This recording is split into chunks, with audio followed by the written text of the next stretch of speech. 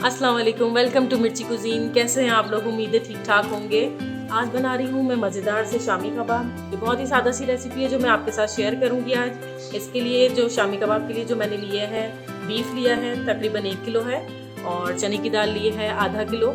इसमें कौन कौन से मसाले जाएंगे मैं आपको बताती हूँ। अब मैं चलती हूँ इसको बनाने के लिए।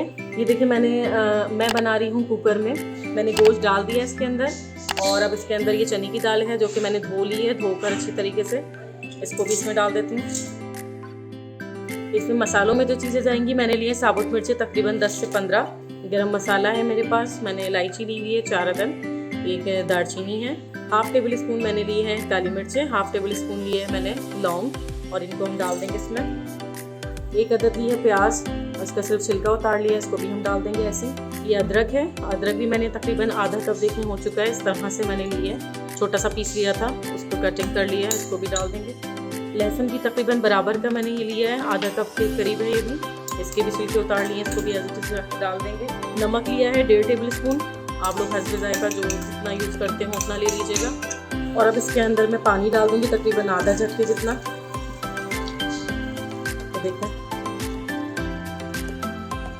पानी हम इतना यूज़ करेंगे कि चने की दाल और गोश्त जो है वो अच्छा सा गल जाए। इसको अब मैं कुकर को बंद करके तकरीबन आधे घंटे के लिए मैं रख दूँगी। और अगर आप लोग पतीली में यूज़ कर रहे हैं तो तकरीबन 1.5 से 2 घंटे के लिए आप लोग रखेंगे दरमियानी आंच पर। ये देखिए तैयार हो चुका है। अब इसको हम पीस लेंगे चॉपर में और पीसने के बाद फिर हम इसका आगे का बताती हूँ कि क्या करना है। ये देखिए मसाला मेरा पिस चुका है, ये रहा।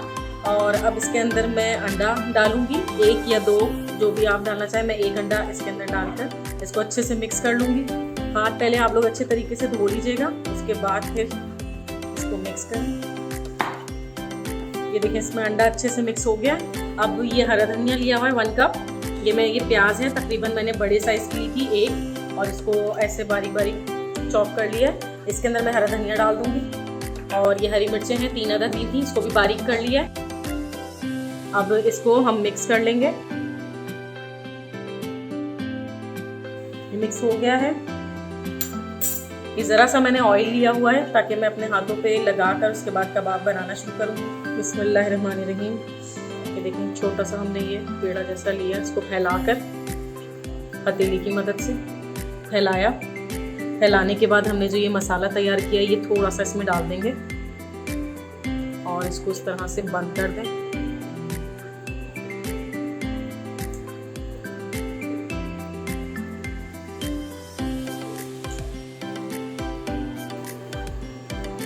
ये देखिए ये कबाब रेडी है। इसी तरह से हम तमाम कबाब को तैयार कर लेते हैं।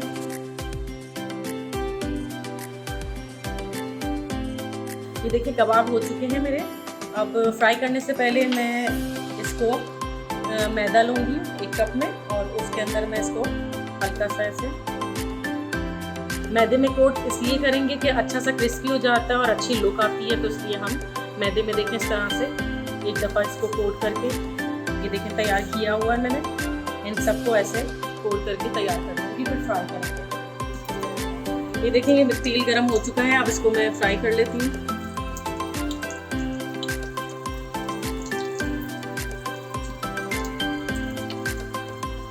जी ये देखिए मेरे मज़ेदार से बीफ शामी कबाब तैयार है।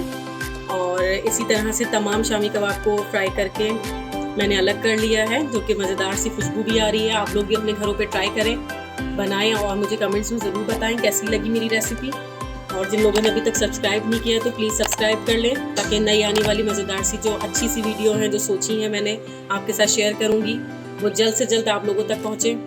दुआओं में ज़रूर याद रखिएगा। अल्लाह हाफिज़।